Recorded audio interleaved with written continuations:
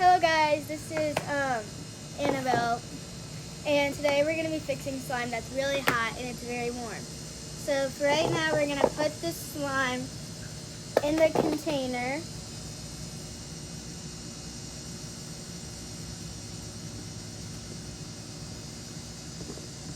Wow, it's like liquid slime. As you guys can see, it's very, very sticky. It's very warm too.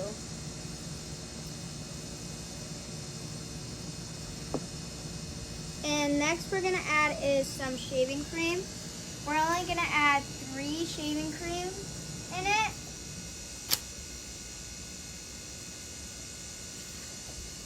There's 1, 2, 3. And then we mix them all together.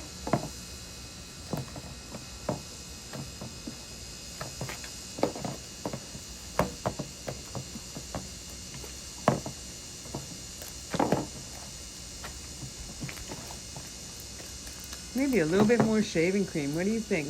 Yeah, I think a little bit more shaving cream. That's good. We don't need too much because you don't want it to be too hard.